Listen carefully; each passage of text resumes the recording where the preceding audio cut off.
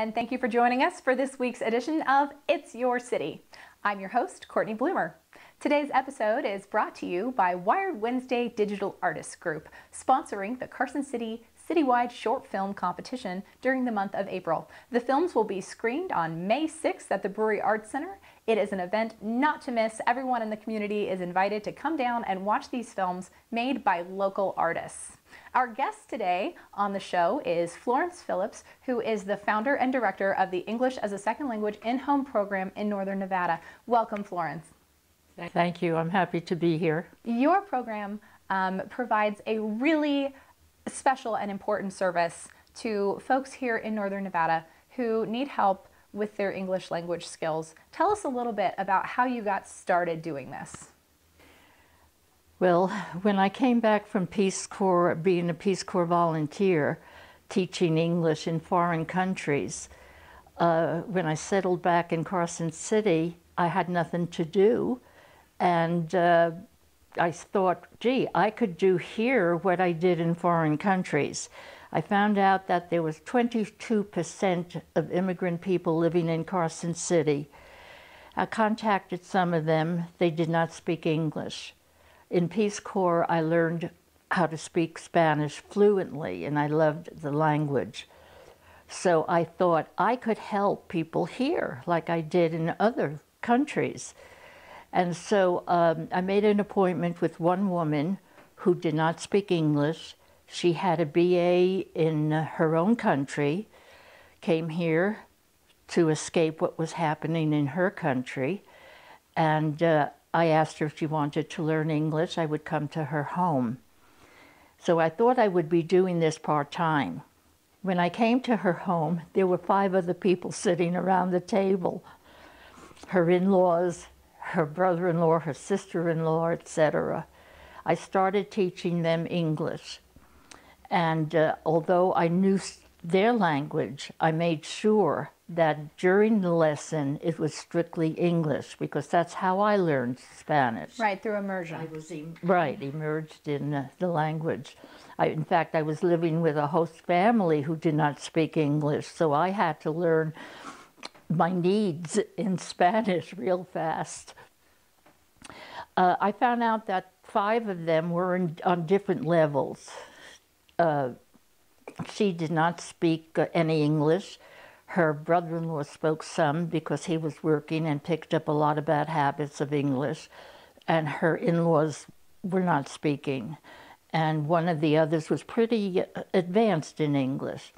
So I decided I had to do something to help this whole family. And I recruited 2 of my friends to come in. And so the 3 of us were helping this one family. The word got around. I was getting calls from people who wanted to learn English. And the ESL in-home program of Northern Nevada was born. That's so fantastic. What a great story. And it all really was about you finding a way to use the skills that you had gained in the Peace Corps. Yes. In the beginning of that story, you made a really important point, and that is that the young woman that you initially were in contact with had a BA. This was a college educated person. Yes. I think a lot of Americans have a misunderstanding that these people are somehow uneducated. We teach the adults. Most of the elder adults maybe have had 3rd grade education. Along with Myra, who had a BA, many were educated and had degrees in their own field. We have a dentist, we have a doctor, we have engineers in their own country. And they are our students learning our English, the proper English. Not the hi, how you doing, but right. Hello, how are you? My whole idea was in case they were meeting an authoritative person, they would be able to speak proper English and identify themselves. That's the first lesson, is my name is, my address is, etc. Right. Just helping them to just basically navigate what they need to do to kind of get from point A to point B here. Absolutely. In our community. When you are teaching folks, tell us a little bit about how those lessons typically go. How do people feel when you first start teaching them English and they're immersed into the language? They're nervous. They're meeting an American woman who's speaking perfect English, they think. I had to tell them no one speaks perfect English. No American speaks perfect English, you know. So, because they're shy. And once they start learning, they're still afraid to speak. They may be able to write, they may be able to speak to me, but if they met you on the street, they'd be intimidated, thinking that they're not speaking it perfectly. One of the students in that family only wanted to know what was in her kitchen. What I did was I made these yellow Post-it notes, stuck them on everything, the cabinets, the sink, the floor, the ceiling, the utensils, you know, what was in their cabinet. And I had it in English and Spanish. So eventually, you know, as we were practicing what was in her kitchen, that was her priority, I was able to cross out the Spanish word. It was strictly in English. Eventually, I was able to take the Post-it off of the cabinet or whatever article it was on. And so now she knew everything about her kitchen. Then she said to me, now I want to learn English. I teach the Lobach method to English and reading. And when they are comfortable with myself or the tutor and the bilingual packet, now it's strictly English. They get books, the tutor has a book. I train the tutors how to teach English as a second language.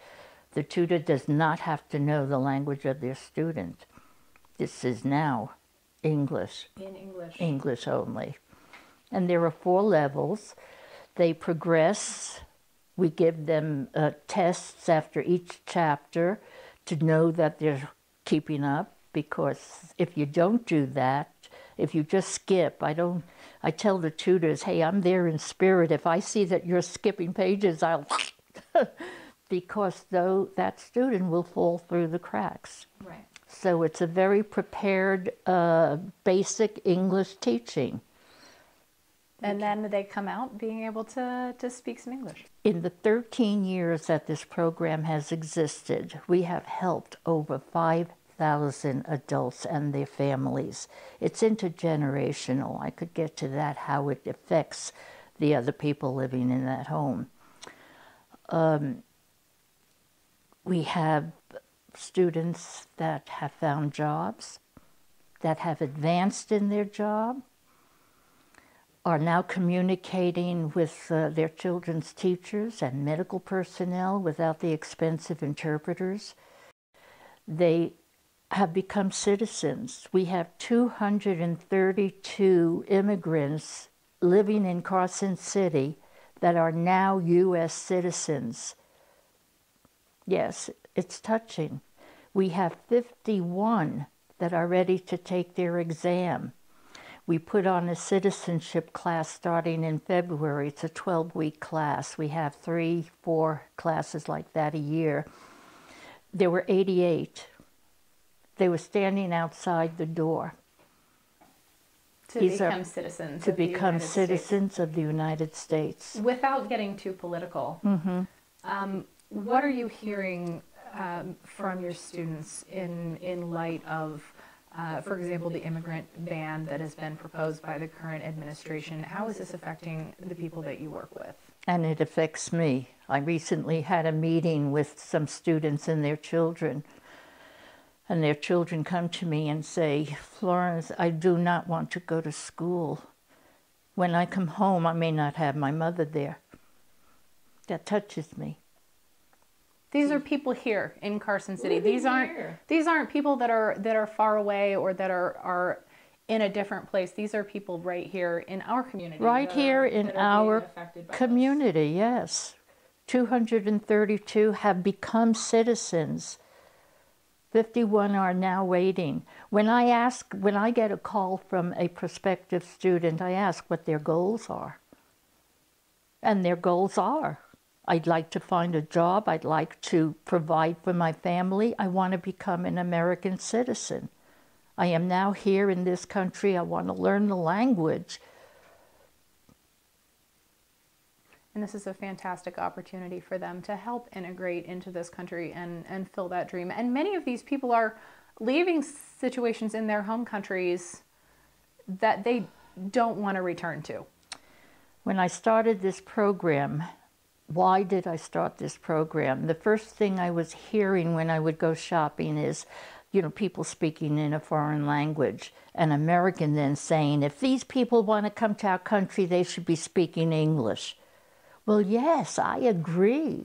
However, where are they going to learn English? Like my parents. See, my parents were immigrants. I'm very grateful that they came here so that I was born and then who I am today.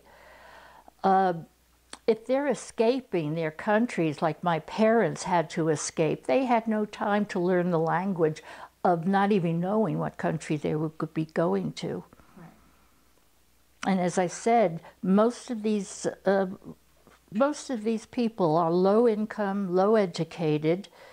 They're just here to help their children like my parents did. They just wanted to know if they were going to have children. They wanted them to be educated Americans living in this country of freedom. There are 42 tutors here in Carson, the greater area of Carson, teaching 86 immigrants from all different countries. As I said, 93% of our students are Hispanic. But these are people that are escaping wars and escaping poverty and coming here, and they're hard workers. They work 2 or 3 jobs. And my program, to eliminate all the obstacles of other programs, teaches morning, noon, night, weekends, holidays, whatever the student time is available. Fortunately, I find people who are willing to match with the students' availability. It's fantastic to be able to work with these people. The American dream is still very much alive in the minds of the people who are coming here and want to be part of our country. Yeah. Well, Florence, thank you so much for the program that you are providing to folks in our area and for giving them the resources they need to meet those goals and even to just do simple things that those of us who speak English as our native language take for granted. Mm-hmm. You know, I don't have a hard time going to the store and asking for what I want or speaking with providers, healthcare providers. And I think people don't realize what a big hurdle that mm-hmm. is for individuals who have come to our community and are really wanting to be part of what we have here. Absolutely. I have people that are getting off social service programs. We are teaching GED preparation, which is now HIST, and of course the U.S. citizenship study. I had a student ask me, can I help her with her application for citizenship? That's what started our citizenship classes, which we've had for a number of years now. The problem with that is the application fee. I don't know how many Americans know how much that cost. When I started the citizenship study class, it was about $300. Then, shortly after, it was raised to $680. Last month, in February, it was raised to $725 to apply to become an American citizen. I always thought we wanted new citizens in our country, but these deterrents are impossible. People don't have that kind of money. I have some students that work 2, 3 jobs with minimal savings. I would love to have some sponsors to help these students who are ready to take the exam to become U.S. citizens. That's what they want to do, and I thought that's what we want, is more citizens in our right, country. People who want to be here and who want to contribute. We are always looking for more of those. Yes. Yes, so, but the money that USCIS keeps increasing is a deterrent. The same thing with the GED exam. When I started the GED classes for American, especially some women who had to leave high school for various reasons, the fee was $60. They could handle that. Now it's $120. Why are we doing that? We need to find a way to help these people, and maybe some folks who are watching, some local business owners or some folks would like to get involved in this. And if they do, what is the best way to get in contact with you? Okay. My telephone number is 775-888-2021. I have to say we are not a business. We're strictly a nonprofit volunteer service organization, so I only have one line. Funds are very limited. I put out a lot of requests for grants, but a lot of other organizations also have their hands out, so I don't get too many. Our website is eslinhome.org. It is in both Spanish and English. It will tell you what our program is about. I need more volunteers. Please don't think you're too old for this. I have a lot of retired people. 42 of the current tutors I have, about half are retired. The others have full-time jobs and they tutor in the evenings or on weekends. I have a man that's 90 who is my mentor, because, wow, I'm not too far away from that. He's teaching a Mongolian young man. So you're not too old for this to become a tutor. It only takes 1 to 2 hours a week as a commitment. 1 to 2 hours a week if you have that. I'll train you personally. It'll take 45 minutes to an hour. Individual training if you want to learn how to teach English as a second language. For you young people, it'll look great on your resume that you're doing this, because employers really like to hire people who have been involved in the community. So we need sponsors, we need funds to purchase the books. It costs $50 to start a student. I have, in Carson City alone, 200 people on my waiting list, waiting for you. So plenty of need here, fantastic program. Really providing a much needed service. Thank you so much for being here with us today. Thank you for asking me. This has been an honor and a privilege. All right. Thank you. Fantastic work. And thanks to all of you for joining us for this week's edition of It's Your City, brought to you by the Wired Wednesday Digital Artists Group. For more information on how you can participate in the Carson City Citywide Short Film Competition, visit them on Facebook. I am Courtney Bloomer, your host, and that's it for this week. We'll see you next week on It's Your City.